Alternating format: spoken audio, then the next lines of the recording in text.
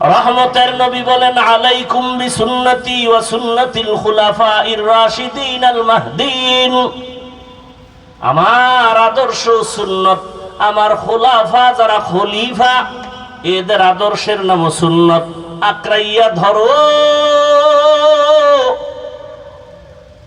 তাহলে তোমাদের জীবন সফল হবে।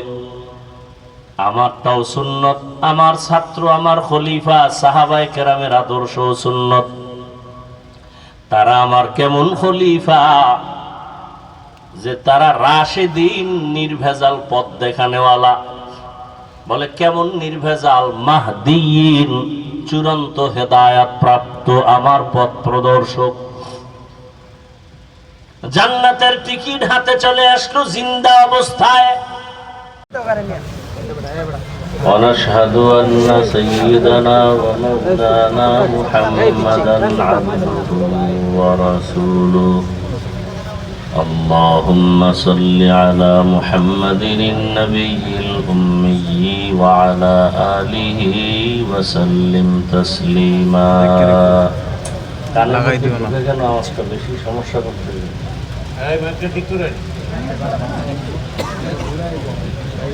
وبعد فأعوذ بالله من الشيطان الرجيم بسم الله الرحمن الرحيم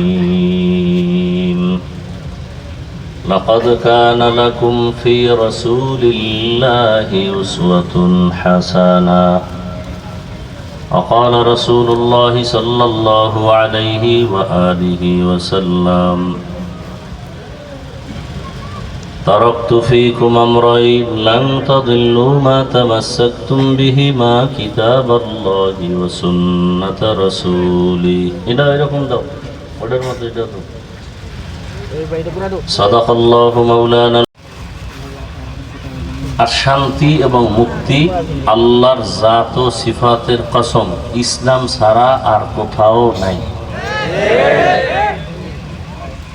ইসলাম ছাড়া শান্তি আর কোনো তন্ত্রে মন্ত্রে ধর্মে নাই।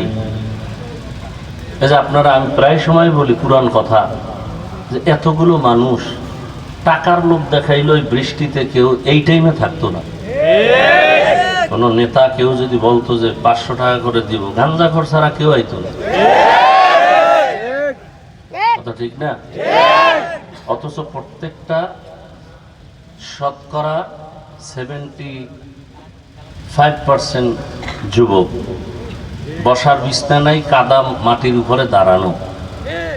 এই রাতে দুটো বিড়ি ঢাললো, কত শরীর গরম হইত। কিন্তু একমাত্র আল্লাহর মোহাব্বত, রসুলের মোহাব্বত। দোয়া করি আল্লাহ আমাদের কাছে কিচ্ছু নাই, রবের কাছে কোনোটার অভাব নাই। এই যুবকদের, মুরব্বীদের এই কষ্টটুকু আল্লাহ কবুল করে, গোটা দেশ ইসলামের জন্য কবুল করে। দু চারটি কথা বলার নিয়তে একটু আয়াত পড়েছি, রসুলের হাদিস পড়েছি। আল্লাহ বলেন, লাকাদ কানা লাকুম ফি রাসূলিল্লাহি উসওয়াতুন হাসানা। দুনিয়ার সমস্ত মানুষের কল্যাণের জন্য, শান্তির জন্য উত্তম আদর্শ প্রয়োজন, আর তা আছে একমাত্র রসুলের মধ্যে। আর কারো মধ্যে সুন্দর উত্তম আদর্শ নাই। খুব খেয়াল করবেন, নবীজি বলেন, আমি বিদায় বেলা দুটো জিনিস রেখে গেলাম, যদি তোমরা আঁকড়ায় ধরো ঈমানও যাবে না, সম্মানও যাবে না। একটা হলো কোরআন, দ্বিতীয় হলো রসুলের সুন্নত, আদর্শ। তাহলে একমাত্র উত্তম আদর্শ কার মধ্যে আছে আমাদের জন্য? রসুলের মধ্যে। কার মধ্যে বলেন? আর কার মধ্যে? কি বলবেন? তাহলে পীর সাহেবের মধ্যেও নাই। পীর সাহেবের মধ্যে আছে তো মদিনারটা। সকালবেলা সূর্য উঠবে, আয়না ধরবেন, আয়না, আয়নাটা, সূর্যটা আয়নার মধ্যে দেখা যায়? কথা বলে দেখা যায়? দেখা যায় না? পুরা আয়নাটার ভেতরে সূর্য দেখা যায়। তার মানে কি এটা আলাদা সূর্য না ওই মূল সূর্যই? মূল সূর্য। তাহলে এখানে আয়নায় সূর্য দেখে কেউ বলতে পারবে না যে এই আয়নার সূর্য এটা আলাদা সূর্য। মূলত ওই সূর্যের ছবি, ওই সূর্যের কপি। ঠিক পীরের কাছে, আলেমের কাছে যদি আদর্শ থাকে রসুলের, এটা আয়নার মতো। পীরের কোনো নিজস্ব আদর্শ না, মদিনার আদর্শ। কথা বুঝেন নাই? আচ্ছা, এবার দেখেন তো, সূর্যটা আয়নার মধ্যে যখন আসে, এবার সূর্য মনে করেন এদিক থেকে আসছে, একটু বাঁকা করে যদি আয়নাটা একদিকে ধরেন, তাহলে ওই আলো দিয়ে আবার নতুন করে আয়না থেকে আরেকটা আলো বিপরীত দিকে যায় না যায় না? সেখানে অন্ধকার থাকলে দেখা যায় কিছু? বলেন।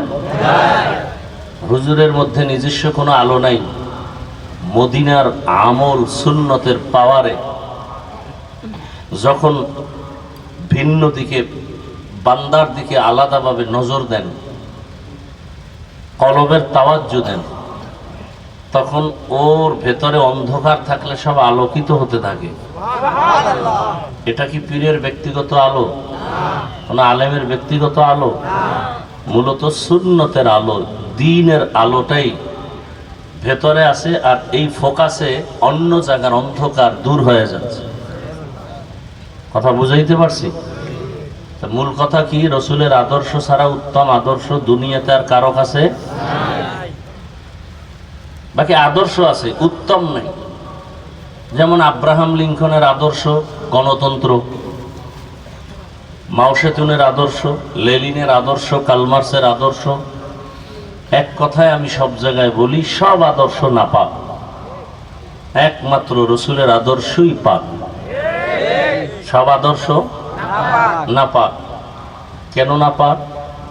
ব্যক্তিগুলোই নাপাক। তিন বেলা ভাত খাইয়ে যারা মদের বোতল নিয়ে দৌড়ায়, এর বিবেক পাক না নাপাক? আপনাদের জানা আসেনি মদ পান করে কেউ জিকির করে, তেলাওয়াত করে? বরং বউরে মা বলে ডাকে, ওর ধুলঙ্গ হয়ে যায়।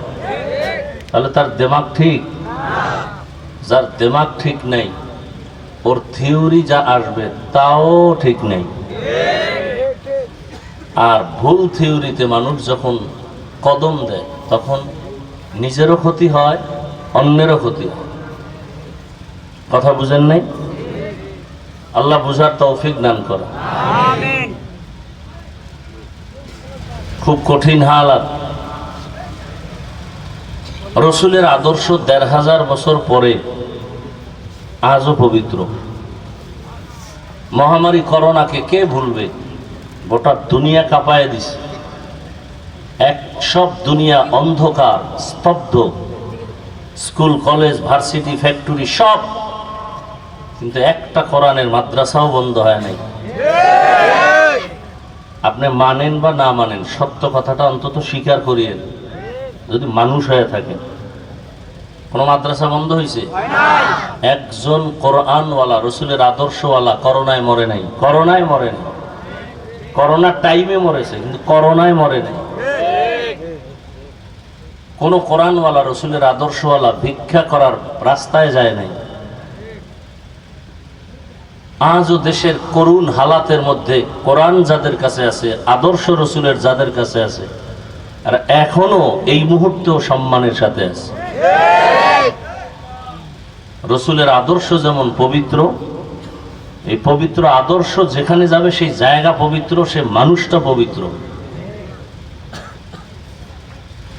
আর অন্যদের আদর্শ যারা লালন করে, তারা বলে আমি একা থাকবো, আর সব মাইনাস করো, আমার চান্দাবাজি আর ধান্দাবাজি যেন বন্ধ না হয়। তাদেরটা সব চলবে। আমাদের বরিশাল গ্রামে একটা কথা বলে, নিজের বেলায় টাইন্যা ধরিস, অন্যের বেলায় বান্যা মরিস।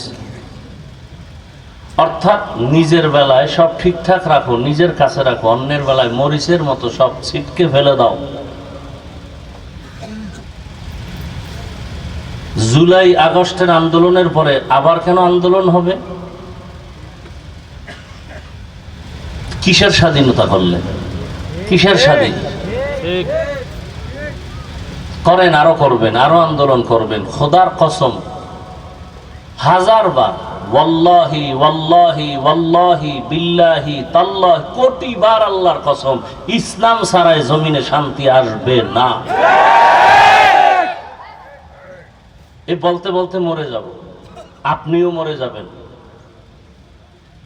শান্তির ঠিকানা ইসলাম, আর কিছু না। কেউ দিতে পারবে না, সম্ভব না। মোবাইল বানানোওয়ালা ক্যাটালগ দিছে কিভাবে চালাইলে মোবাইল ঠিক থাকবে। আসমান জমিন গ্রহ নক্ষত্র মানুষ বানানোওয়ালা আল্লাহ, তিনি ক্যাটালগ দিয়েছেন কোরআন আর রসুলের আদর্শ। এগুলি মানলে মানুষ শান্তিতে থাকবে, সম্মানে থাকবে।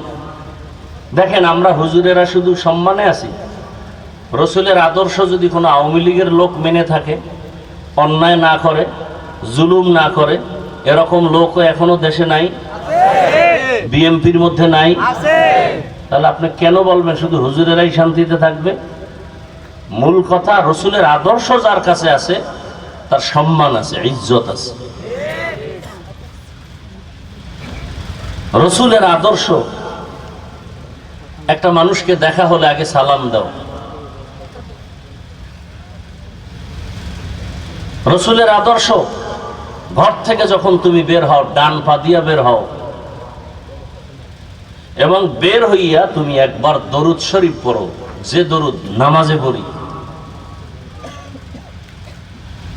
একদল ফেরেশতা আল্লাহ তোমার কাছে পাহারা দেওয়ার জন্য পাঠিয়ে দিবেন ঘরে আসা পর্যন্ত। তুমি ঘর থেকে বের হয়ে যাকে দেখবা তার জন্য দোয়া করবা, আল্লাহ এই লোক যে উদ্দেশ্যে বের হয়েছে তার উদ্দেশ্য তুমি পূরণ করো। নেক উদ্দেশ্য, ওরটা পূরণের আগে খোদার কসম আল্লাহ আপনারটা পূরণ করে দিবেন। আপনি যদি দোয়া করেন আল্লাহ সবাইকে মাফ করে দাও, খোদার কসম সবাইকে মাফ করার আগে আল্লাহ আপনাকে মাফ করবেন না। আপনি দোয়া কি করেন? নিজেরটা করেন, আর কারোর জন্য করেন। ওই এক মূর্খ মসজিদে গিয়ে ইমাম সাহেবরে, খতিব সাহেবরে বলে, আমার আব্বার নামে একটু দোয়া করেন, নাম নিয়া নিয়ত করছে, হুজুর দোয়াটা সুন্দর করে করলে 1000 টাকা হাদিয়া দিব। মোনাজাতের ভিতরে দেখি ইমাম সাহেব আরো 4 জনের নাম নিছে। মোনাজাতের ভিতরে মাথা গরম হয়ে গেছে, আব্বার দোয়া 4 ভাগ হয়ে গেছে, উনিও হাদিয়ারে 4 ভাগ করছে। কইরা মোনাজাতের ভিতরে তো মাথা গরম হয়ে গেছে। 100 কি 200 টাকা দিয়ে এরপরে মসজিদ থেকে ইমাম সাহেবের দিয়া যায়, আর কয় নেন, এরমই কইরেন। এরম মূর্খ আছে না নাই? আর এক মূর্খ কয় দোয়া সুন্দর হয়েছে, আব্বার নাম তো কইলেন না। আব্দুর রহমান আমার বাবার নাম যে বললেন না, তো দোয়া তো নোয়াখালী আব্দুর রহমানের ভিতরে চলে গেছে। আল্লাহ তো চিনে না কোন আব্দুর রহমান। এরম মূর্খ আছে না নাই? ইসলাম যদি মানতো এই মূর্খতা থাকতো? এই মূর্খতা থাকতো না। বলে ইসলামে রাজনীতি নেই। রাজনীতি না করা এক জিনিস, নাই বলা আর এক জিনিস। আপনি ইসলামের রাজনীতি করেন না, আপনাকে গালি দেওয়ার কোনো অনুমতি নেই। কিন্তু যদি বলেন ইসলামের রাজনীতি নাই বা করি না, পছন্দ করি না, তাহলে মূলত আপনি কোরআনের একটা বিধানকে অস্বীকার করার কারণে আপনার ঈমান নাই। আপনি নামাজ পড়েন না, গালি দেওয়ার কোনো সুযোগ নাই আপনাকে। কিন্তু যদি বলেন আমি নামাজ পছন্দ করি না, তাহলে আপনি গালি দেওয়ার আগেই বেঈমান। আপনি দাড়ি রাখেন না, কারো গালি দেওয়ার অনুমতি নেই। কিন্তু যদি আপনি বলেন আমি দাড়ি পছন্দ করি না, আপনি বেঈমান। দাড়ি না রাখা আর পছন্দ না করা কি এক? নামাজ না পড়া আর পছন্দ না করা কি এক? দুনিয়ার সব চলে। মসজিদের মতো পবিত্র জায়গায় গিয়া নাপাক নোংরা রাজনীতির নাম নিয়ে ভোট চায়, সব হালাল। ইমাম সাহেব ইসলামের কথা বলবে রাজনীতির আলোকে, ইসলামের কোরআনের, বলে সম্ভব না। এই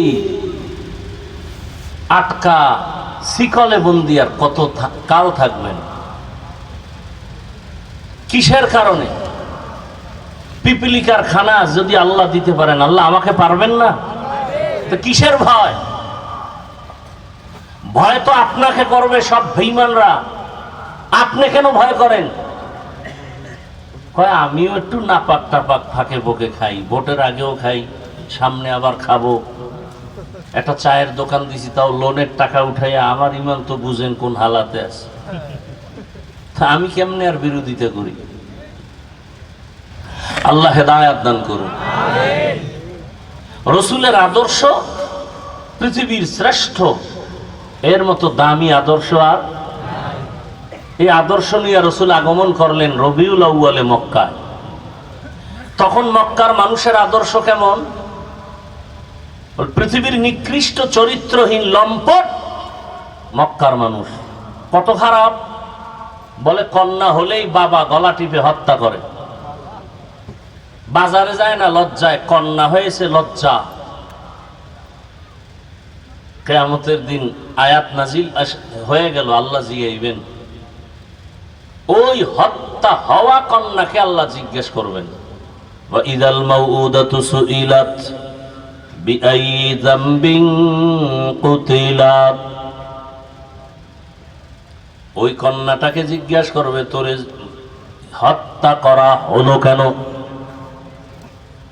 অন্যায় করছে বাবা।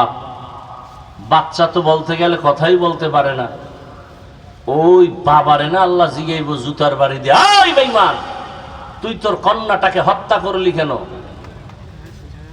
আল্লাহ কয় না, ওরে জিগাবো না। কারে জিগাবো? কন্যাকে। কেন? বলে বাবা এত বড় অপরাধ করেছে, আল্লাহ পাক লজ্জায় রহমতের দৃষ্টি ওই বেঈমানের দিকে দিবেন না। ওয়া ইদাল মাউউদাতু সুইলাত বিআইয়ি যামবিন কুতিলাত। এমন এক পরিবেশ, কন্যা হত্যা করা হয়, নারী সমাজের বোঝা, বিধবা সমাজের বোঝা। রহমতের নবী আসলেন মাত্র। আম্মাজান আমেনা বলেন, দুনিয়ার মা বাচ্চা গর্ভে আসা মাত্র মাথা ব্যথা, কত পেরেশানি, কত অসুস্থ। আমি আমেনার কিছুই হয় নাই। দুনিয়ার বাচ্চা মায়ের গর্ভ থেকে প্রসবকালে রক্ত যায়, ব্যথা, কান্না, আমার কিছু হয় নাই। দুনিয়ার সন্তান আসে খতনাবিহীন, আমার সন্তান খতনাকৃত অবস্থায়। দুনিয়ার সন্তান আসিয়া কান্না করে, আমার সন্তান মুহাম্মদ আসিয়া শুকর আদায় করে আল্লাহর প্রশংসা করেছেন। রহমতের নবী আসা মাত্র ওই যে কন্যা সন্তান অনেক মায়ের গর্ভে আছে, আসলেই বাবা মেরে ফেলবে। এতদিন মারতো কেন? সমাজে কোনো ভালো মানুষ নাই, সব খারাপ। ঈসা নবী চলে গেছেন, রহমতের নবী আসবেন, মাঝখানে কোনো মুরব্বী নাই। যারা মুরব্বী মানে না বা নাই, এদের মুরব্বী অটো শয়তান, অটোমেটিক। কি আচ্ছা, যারা বলে আমরা মুরব্বী মানি না কেন? ব্যক্তি পূজা শিরিক, মাযহাব মানি না, এই মানি না, সেই মানি না। খোঁজ নিয়ে দেখেন, এদের মতো ব্যক্তির গোলাম আর কেউ নেই। এরা সব থেকে ব্যক্তির গোলামি বেশি করে। আর আমরা পীরের কাছে যাই, তাবলিগে যাই, আলেম ওলামাকে মানিয়া চলি, ইমাম খতিবদের মানি একমাত্র আল্লাহর কোরআন বুঝার জন্য, সুন্নত বুঝার জন্য, আমল চিনার জন্য। তাও কতক্ষণ?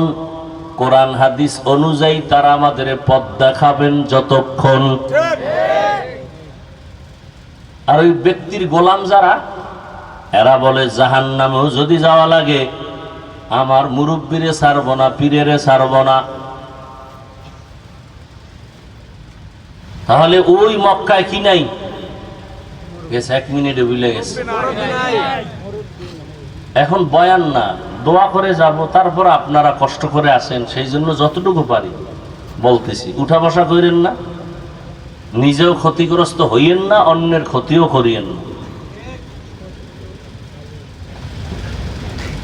রহমতের নবী আসলেন, মুরব্বী আসছে না? আসছে না? এখন যদি সে আকাম কুকাম চলে তো রসুলের উপরেই বদনাম এসে যায়। দুনিয়ার কেউ যদি না জানে, আল্লাহ তো জানতেছেন। ভবিষ্যৎ মানুষ এটি হিসাব রাখবে, মোহাম্মদ এত দামি, দুনিয়াতে আসার পরে কেন আবার এই আকাম চলল।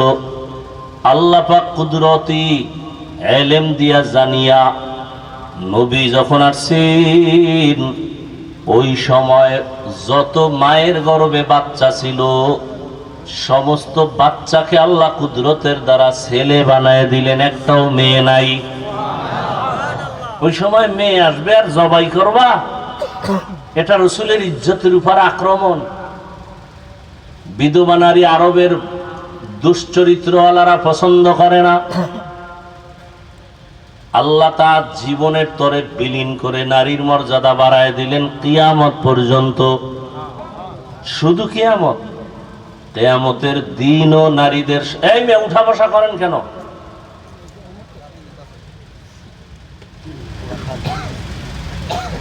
কিয়ামতের দিনও নারীদের মর্যাদা। যাদের দীর্ঘ টাইম বসার অভ্যাস নাই, পাশে দাঁড়ায় পিছন থেকে চলে যাইতেন, কে দেখতো আর কি ক্ষতি হইতো? ভেতরে ঢুকছেন কেন? আল্লাহ সবাইকে হেদায়েত দান করেন। কিয়ামতের দিন ও নারীর মর্যাদা কেমন? চারজন নারী। কয়জন? চারজন নারী কিয়ামতের ময়দানে। জান্নাতের দরজা কয়টা? চারটে বলে চিন্তা করো।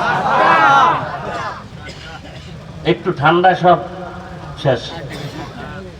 এক জায়গায় তাকওয়ার বয়ান করছি যে গুনাহ থেকে নিজের যে বাঁচায় রাখে সে মুত্তাকি। 2-4 মিনিট বুঝাই টুজাই আবার ঘুরাই আইয়া বললাম মুত্তাকি যে গুনাহ থেকে জীবনকে বাঁচায় রাখে সে কি? একজনের সামনে বক কাফের।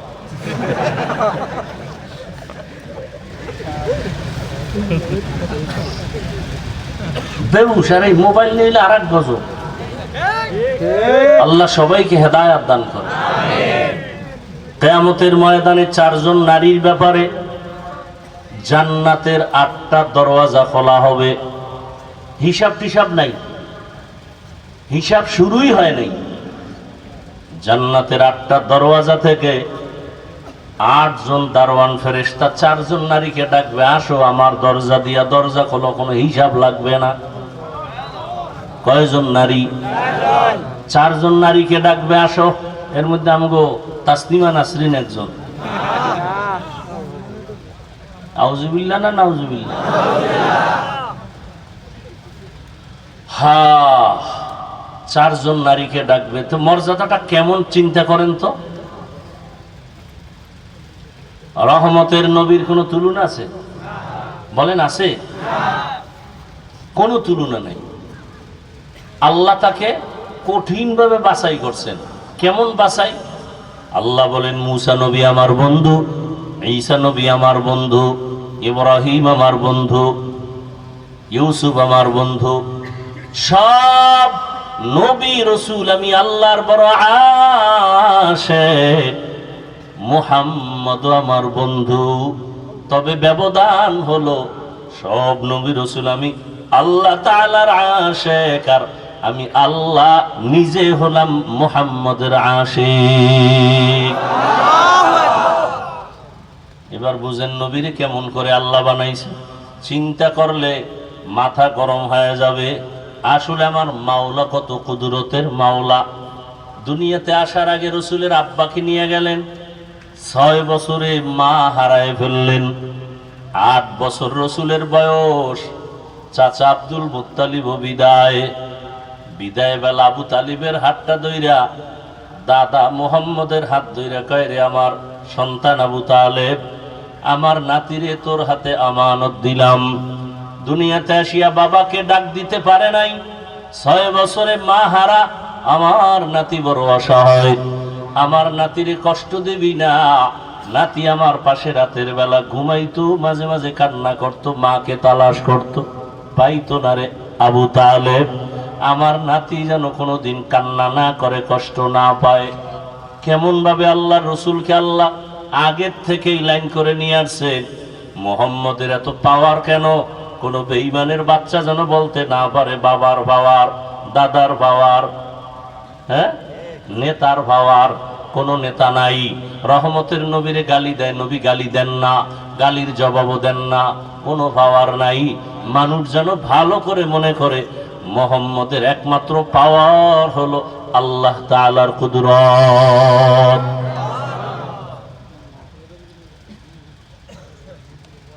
এরপরেও দুনিয়াতে কত কষ্ট। এক তো সব নবী রাসূলদের থেকে নবী আমার আলাদা।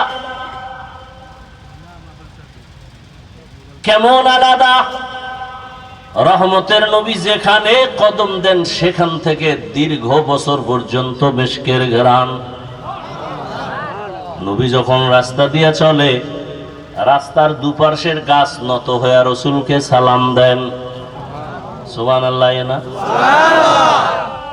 নবী যখন রাস্তা দিয়ে চলেন, জঙ্গলের প্রাণীরা রাসূলকে সালাম জানান। রহমতের নবী যখন রাস্তা দিয়ে চলতেন, মেঘের খণ্ড ছায়া দেয়, সূর্যের গরম যেন রাসূলের কষ্ট না হয়। আম্মা জান আয়েশা রাদিয়াল্লাহু আনহা বলেন, নবীজির ঘাম পড়লে আমি এটাকে বোতলে আটকায় দিতাম, আর বড় বড় অনুষ্ঠানে আতর হিসাবে ব্যবহার করতাম। আমি উহুদের ঘটনা বলছি জীবনে বহুবার।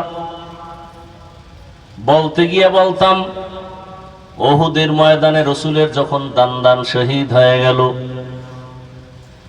বেঈমানরা ঘোষণা করলো মুহাম্মদ দুনিয়ায় নাই। কিন্তু শেষ পর্যায়ে হযরত আলী পাশে কয়েকজন সাহাবা নবীকে উঠাইলেন, কাঁধে ধইরা ভর করায় নবীকে পাহাড়ের পাশে নিলেন, উহুদ পাহাড়।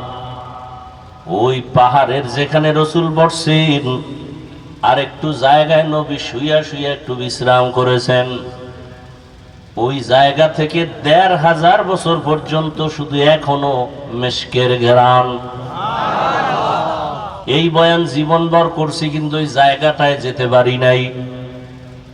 কয়েকদিন আগে বাইতুল্লাহ গেলাম, মদিনায় গেলাম, শুনলাম ওই জায়গা এখন আর ব্যারিকেড নাই, সরকার ছেড়ে দিছে।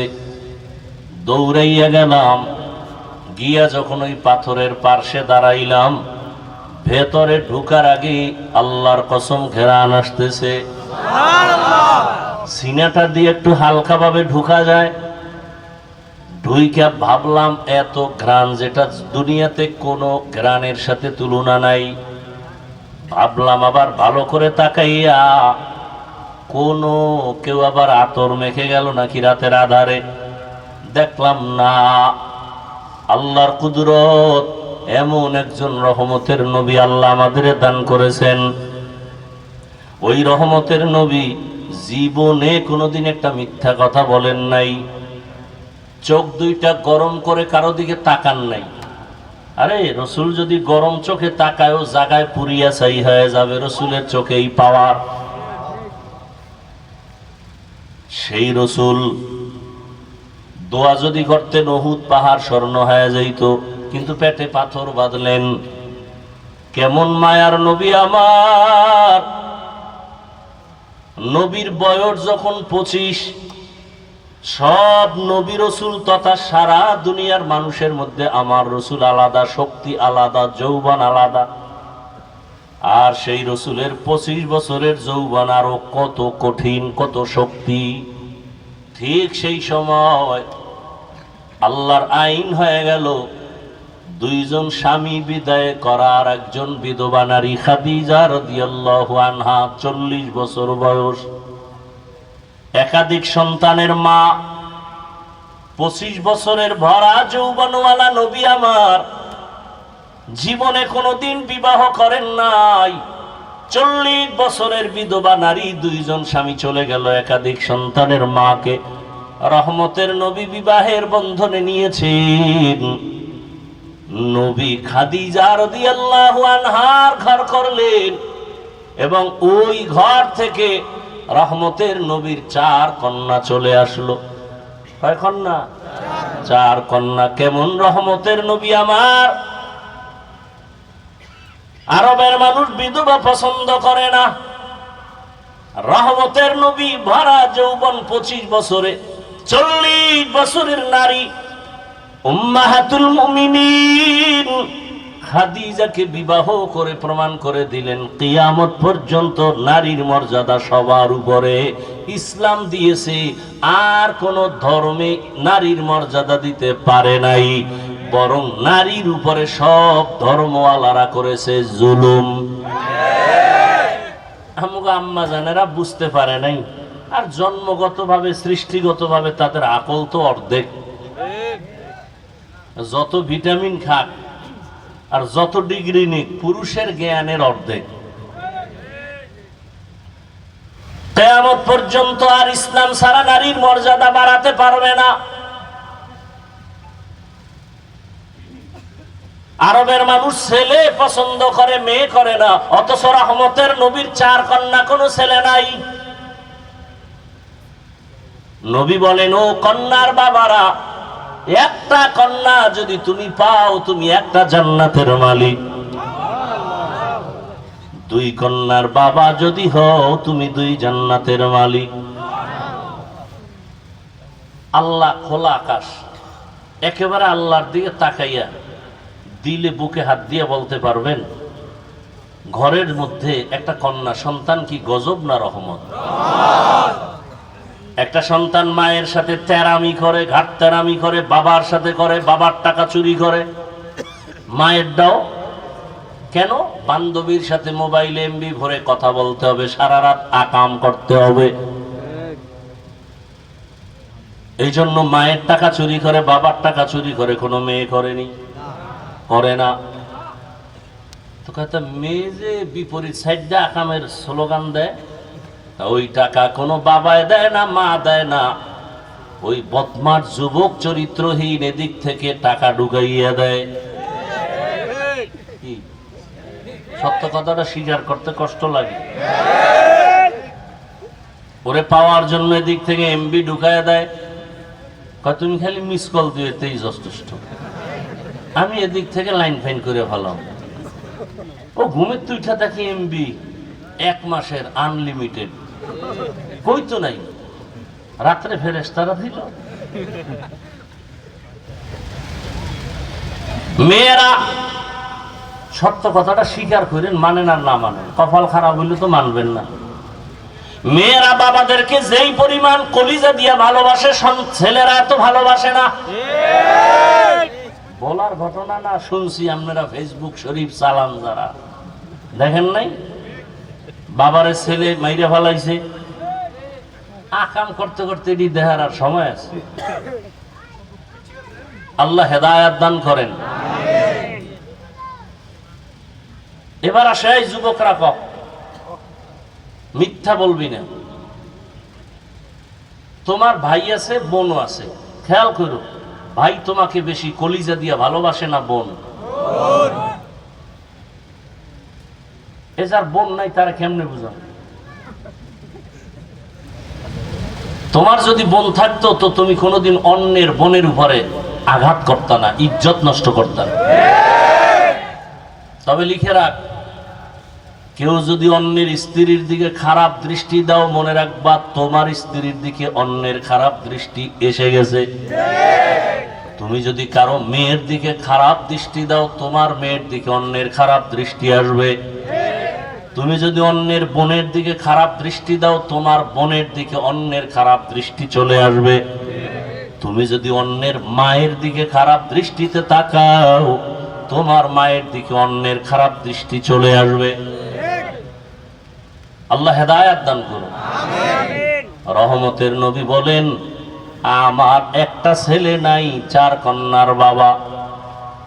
2-1টা ছেলে হইয়া চলে গেছে দুনিয়ার থেকে। মক্কার কাফেরেরা চিল্লায় চিল্লায় কয়, মোহাম্মদের জীবন শেষ। কাকে?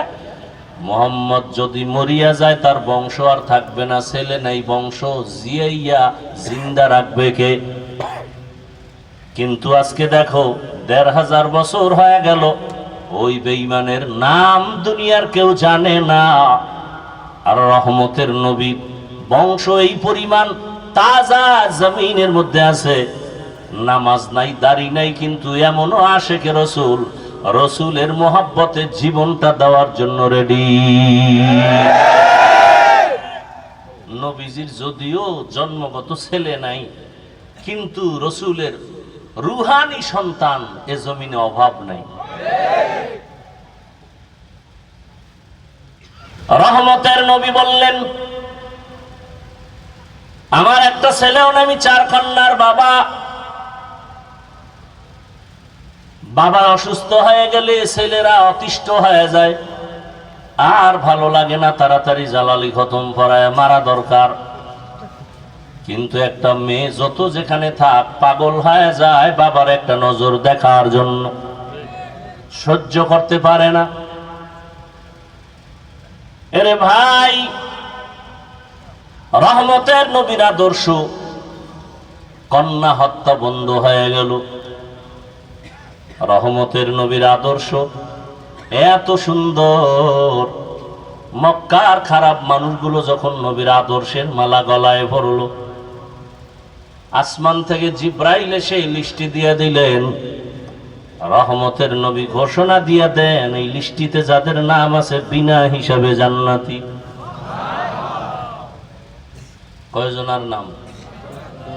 কয়জন? 10 জন। কয়জন? 10 জন সাহাবা জান্নাতি। জানা থাকলে বলেন, প্রথম সিরিয়ালে কার নাম? দ্বিতীয় সিরিয়ালে কার নাম? তৃতীয় সিরিয়ালে কার নাম? চতুর্থ সিরিয়ালে কার নাম? এদেরকেই আবার বলা হয় খুলাফায়ে রাশিদিন। রহমতের নবী বলেন, আলাইকুম বিসুন্নতি ওয়া সুন্নাতিল খুলাফাইর রাশিদিন আল মাহদিন। আমার আদর্শ সুন্নত, আমার খুলাফা যারা খলিফা এদের আদর্শের নাম সুন্নত, আঁকড়াইয়া ধরো, তাহলে তোমাদের জীবন সফল হবে। আমারটাও সুন্নত, আমার ছাত্র, আমার খলিফা সাহাবায়ে কেরামের আদর্শ সুন্নত। তারা আমার কেমন খলিফা যে তারা রাশেদিন, নির্ভেজাল পথ দেখানেওয়ালা। বলে কেমন নির্ভেজাল? মাহদিয়িন, চূড়ান্ত হেদায়েত প্রাপ্ত আমার পথ প্রদর্শক। জান্নাতের টিকিট হাতে চলে আসলো জিন্দা অবস্থায়। শুধু রহমতের নবীর আদর্শ। আজ অনেকে ভয় আতঙ্কে আছে, হুজুরগো হাদিয়া যা লাগবে দিব, ডবল দিব। কিন্তু হুজুরগো ক্ষমতায় আনা কঠিন, আনা যাবে না। কেন? মহিলারা ভাবে আনলেই হাত মোজা পরাইব, পায়ে মোজা লাগাইবে, দরজায় তালা লাগাই দিবে, বাইরে যেতে পারবো না। একজন নেতাকে জিজ্ঞাসা করা হয়েছিল ইসলামী লাইনের, আপনারা যদি ক্ষমতায় আসেন আমগো সিনেমা হলগুলোর উপায় কি? আপনারা যদি ক্ষমতায় আসেন হুজুরেরা, সিনেমা হলের উপায় কি? সব আগুন দিয়ে দিবে।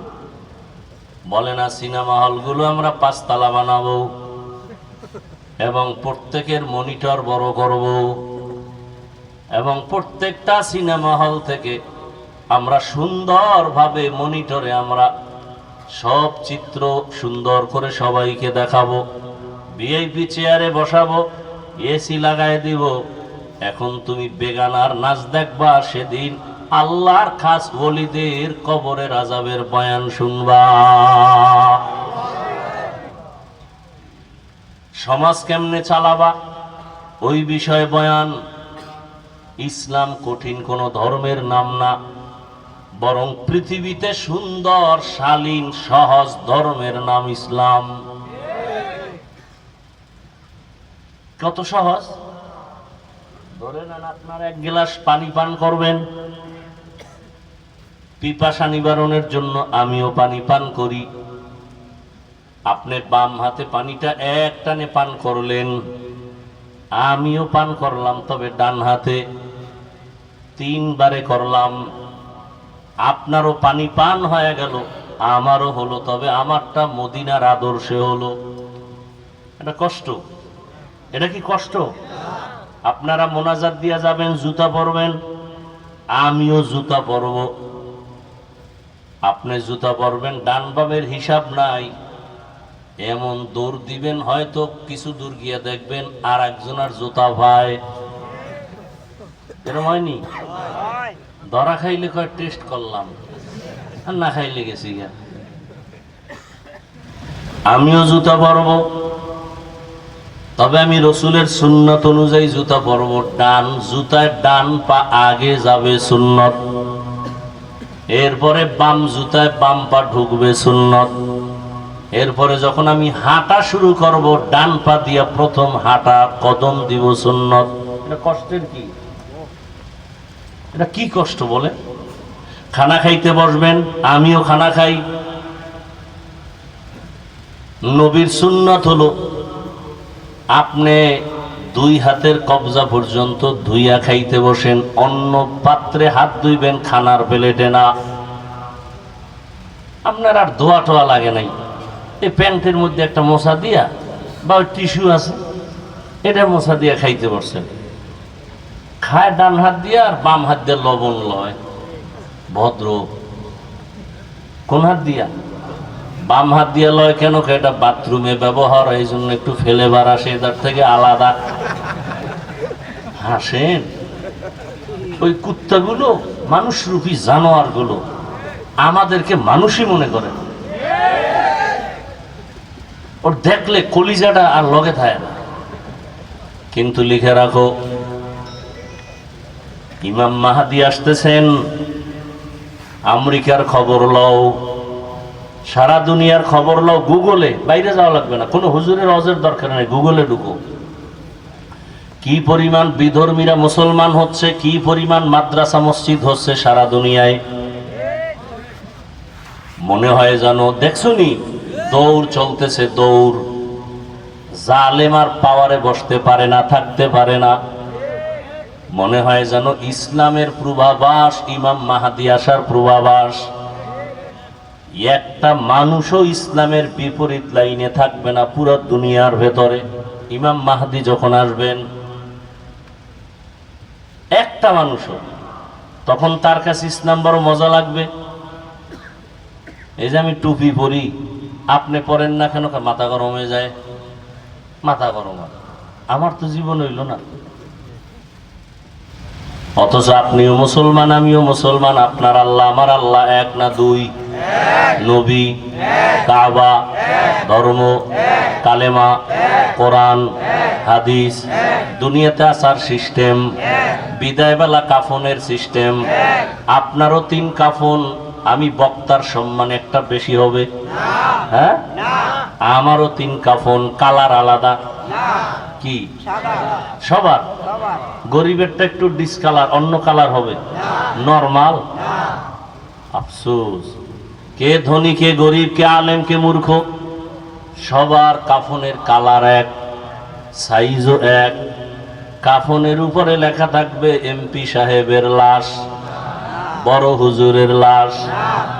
শেষ বাহাদুরি, কবরে যাওয়ার আগেই শেষ। কবরে যাওয়া, কোটি টাকার মালিক দেখো, অভাব হয় না দূর, গরিবে ঘুমায় আরাম করে মনটা বাহাদুর। ফেরাউনের লাশটা দেখো মিশর জাদু ঘরে, খায় না মাটি পোকা মাছি সবাই ঘৃণা করে। হৃদয়ে থাকিবে যার নম্রতা সদা, রহমত আসিবে সেথা প্রভুর ওয়াদা। বড়র বড়াই থাকলে দিলে রহমত আসবে না, নিজেকে নিজে ছোট মনে করিও সদা। উঁচু জমিন থেকে পানি নিচু জমিনে যায়, তেমনি খোদার রহমত আসে নম্রতার হৃদয়। ভোগবিলাসের বাড়ি গাড়ি পরে রবে সব, থাকতে সময় স্মরণ করো আল্লাহ আমার রব। কাফনের কালারও কি? কবরের সাইজ নাই? এলাকায় বোধহয় 1 বিঘা বড়। টেলিফোনের ব্যবস্থা, কবরে রাখার পরে ফেরেশতারা প্রশ্ন করবে কয়টা? আমার প্রশ্ন একরকম, আপনাদের তার একরকম না? এক রবের পরিচয় দাও, ধর্মের পরিচয় দাও, রহমাতুল লিল আলামিনের পরিচয় দাও। তাহলে কি পাইলাম? আপনার আমার আল্লাহ এক, নবী এক, কোরআন এক, কাবা এক, ধর্ম এক, কালেমা এক, দুনিয়াতে আসা এক, কাফন এক, কালার এক, কবর এক, প্রশ্ন এক। অথচ আমি টুপি খুলতে চাই না, আপনি দিতে চান না। আমি মসজিদে না ঢুকলে লজ্জা পাই, আর আপনি ঢুকতে গেলে লজ্জা পান। আমি পর্দা না করলে লজ্জা পাই, আর আপনি পর্দা করতে গেলে লজ্জা পান। আপনিও মুসলমান, আমিও মুসলমান, আপনিও কোরআন মানেন, আমিও মানি। অথচ আপনাকে টুপির জন্য কত লাইনে বয়ান দিতে হয়, দাড়ির জন্য কত বয়ান দেওয়া লাগে, এরপর আপনি রাখেন না, বরং আমগো উল্টা বয়ান করেন। দাড়ি না রাখলো আমগো দিল পরিষ্কার, নামাজ না পড়লো আমগো ইমান তাজা। বিষয়টা কি বুঝলাম না? আমরা কি ভুলে আছি নাকি আপনারা ভুলে আছেন তাও বুঝি না। তবে একটু চিন্তা করলে দেখেন তো, আমি যে এতক্ষণ বয়ান করছি একবারও কিন্তু বলি না এই এলাকার মানুষ আমার মতো টুপি লাগাও, তাবলিগে যাও, পীরের কাছে যাও, মাদ্রাসা যাও, কলেজ ছেড়ে দাও, বলছি? বরং আমি বলি, ও যুবক বাবারা, বৃদ্ধ বাবাজিরা, মা বোনেরা, যারা স্কুলে পড়ো, কলেজে পড়ো, ছাড়িও না। যারা চাকরি করেন, ব্যবসা করেন, ওখানে থাইকা জান্নাতের টিকিটটা হাতে নেন। অশেষ ভালো করে খেয়াল করিও যুবক বাবারা, সত্য কথা বলো, তোমার মতো জেনারেল লাইনের যুবক জীবনে আলিফ বাতাও শিখে নাই, আউযুবিল্লাহ পারে না। এমন যুবক স্কুল কলেজে পড়িয়া 5 ওয়াক্ত নামাজি নাই? আর কোনো অজের দরকার নেই, শুধু একটা কথা অন্তরকে জিগাও, তুমি পারো না কেন? তোমার কপালে কার বরদোয়া লাগছে? তোমার মতো জেনারেল লাইনের যুবক বাংলা পড়ুয়া জীবনে মাদ্রাসায় যায় নাই, র্যাব, আর্মি, পুলিশের চাকরি করে, নামাজি, এমপি, মন্ত্রী, ডাক্তার, প্রফেসর, ইঞ্জিনিয়ার, 5 ওয়াক্ত নামাজি আসেনি? তোমার মতো যুবক জেনারেল লাইনের নদীর মধ্যে মাছ ধরে, নামাজ ছাড়ে না, বলো তুমি পারো না কেন? রাস্তায় গাড়ি চালায় যুবক, রিক্সা চালায়, ড্রাইভারি করে, নামাজ ছাড়ে না, বলো তুমি পারো না কেন? অবশ্যই তোমার উপরে আল্লাহ বেজার, কারো অভিশাপ লাগছে। ডাক্তার হও, ইঞ্জিনিয়ার হও, প্রফেসর হও, এসপি হও, ডিসি হও, তবে দাবি বেয়াদব হইও না। বেয়াদব যদি না হইয়া আদব বলা হও, আল্লাহর কসম তোমার ডাক্তারের সম্মান এত বেশি হবে যে গোটা দেশের মানুষ তুমি মরিয়া গেল অমর হয়ে থাকবে অন্তরে। তবে খবরদার, যদি সফল ডাক্তার হতে চাও, যদি সর্বোচ্চ সম্মানের ইঞ্জিনিয়ার হতে চাও, 3 জায়গায় বেয়াদবি করা যাবে না, করলেই জীবন পঙ্গু। কয় জায়গায়? অশেষ এই 3টা কথা মনে রাখবা, কসম খোদা। এই 3 জায়গায় বেয়াদবি করলে মরার আগেই তোর ধ্বংস নেমে আসবে, জীবনের সফল হবি না। ডাক্তার হইছে তাসনিমা, কি হইছে? তাসনিমা নাসরিন এমবিবিএস ডাক্তার, কি হইছে?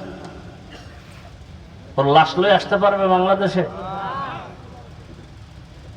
যদি সম্মানিত ডাক্তার হতে চাও 3 জায়গার দোয়া নিতে হবে। বেয়াদবি করলেই মরার আগে ধ্বংস, মরবি না, ধ্বংস হয়ে যাবে। 1 নাম্বার জায়গা পিতামাতার দোয়া, দ্বিতীয় হলো শিক্ষকের দোয়া, তৃতীয় হলো উলামায়ে কেরাম মুরব্বিদের দোয়া। এই 3 জায়গায় যদি তুমি মা বাবার বরদোয়া নাও, শিক্ষকের কষ্ট দিয়ে বরদোয়া নাও, আল্লাহর কসম ডাক্তার হতে পারবা, সম্মান হবে না।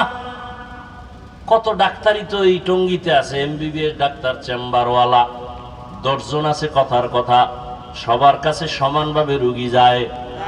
অনেকে বয়ে বয়ে বিড়ি টানে, মশা মারে, রুগী নাই। আর একজন ডাক্তার এমবিবিএস, এফসিবিএস, এফআরসিএস সব ডিগ্রি রেডি, রাত্র 12টা পর্যন্ত রুগী দেখে, সিরিয়াল শেষ হয় না। সত্য কথাটা বুঝেও না। এটা কেন? তার আদর্শ, তার ব্যবহার, কথা ঠিক নেই। এরে আল্লাহর বান্দা, যুবক বাবারা, অনুরোধ করে বলছি, একটা কথাই অন্তরকে জমা দাও, যদি সফল ডাক্তার হতে চাও, মা বাবার দোয়া নিও, শিক্ষকের দোয়া নিও, উলামায়ে কেরামের দোয়া নিও। যদি 3 জায়গায় বেয়াদবি করো, জীবনটা মরার আগেই ধ্বংসের পথে চলে যাবে। তবে আজকে একটা ওয়াদা করে এখান থেকে চলে যাও, মা বাবা এবং শিক্ষক আর উলামায়ে কেরাম মুরব্বীদের দোয়া নিতে যদি নাও পারি, বরদোয়া নিবা না, এই একটা ওয়াদা করো। মা বাবার থেকে দোয়া যদি নিতে নাও পারো, কি নিবা না? বরদোয়ার কাজ করবা না, সাবধান। শিক্ষকের সাথে এমন বেয়াদবি করবা না যে অন্তর থেকে বরদোয়া আসবে। উলামায়ে কেরামের সাথে এমন কোনো কাজ করবা না যে অন্তর থেকে কষ্ট পেয়ে বরদোয়া চলে আসবে। আল্লাহর কাছে তওবার দরজা খোলা। মনের এতটুকু বুঝাও যে আমার মতো যুবক স্কুলে কলেজে পড়ে যদি নামাজ পড়ে আমি কেন পারি না? ও আল্লাহ, আমাকে মাফ করে দাও। পর্দার আড়ালের মা বোনেরা, আপনার মতো কত মা কত বোন এখনো পর্দা করে, স্বামীর মাল হেফাজত করে, মোবাইলে সময় নষ্ট করে না, নামাজ ছাড়ে না। আম্মা জান, আপনারা কেন পারবেন না? আল্লাহর কাছে তওবা করেন। ও আল্লাহ, মাফ করে দাও। স্বামীর মাল, স্বামী মরে গেল তো আপনারই হয়ে যাবে, স্বামীর মাল কেন নষ্ট করেন? যুবক বাবারা, বাবাই মারা গেলে তোমার সব সম্পদ হয়ে যাবে, অতএব তুমি বাবার সম্পদ মনে করে নষ্ট করো কেন? এক সময় তো আফসুস করিয়াও লাভ হবে না রে বাবা, এখনো সময় আছে, তওবা করো। আর মা বাবারে কষ্ট দিবা না, শিক্ষকের সাথে বেয়াদবি করবা না, উলামায়ে কেরামের দোয়া নিয়া নবীর আদর্শ মেনে চলবা। মা বোনদের বলবো তওবা করেন, স্বামীর মাল হেফাজত করবেন, খেয়ানত করবেন না। আল্লাহর কাছে জবাবদিহিতার কাঠগড়ায় দাঁড়াবার ভয় নামাজ ছাড়বেন না, মোবাইলে সময় নষ্ট করবেন না। আপনার মতো কত মা এখনো আছে, আপনিও রেডি হয়ে যান। আল্লাহর কাছে তৌফিক কামনা করেন, তওবা করেন। আল্লাহ আমাদের সবাইকে দ্বীনের জন্য কবুল করেন, তওবাওয়ালা জিন্দেগি দান করেন, তওবার উপরে মজবুত হইয়া চলার মতো তৌফিক দান করেন। আমিন। আলহামদুলিল্লাহি রাব্বিল আলামিন। আসসালাতু ওয়াসসালামু আলা সাইয়্যিদিল আমবিয়াই ওয়াল মুরসালিন ওয়া আলা আলিহি ওয়া আসহাবিহি আজমাইন। ইয়া আরহামার রাহিমিন, ইয়া আরহামার রাহিমিন।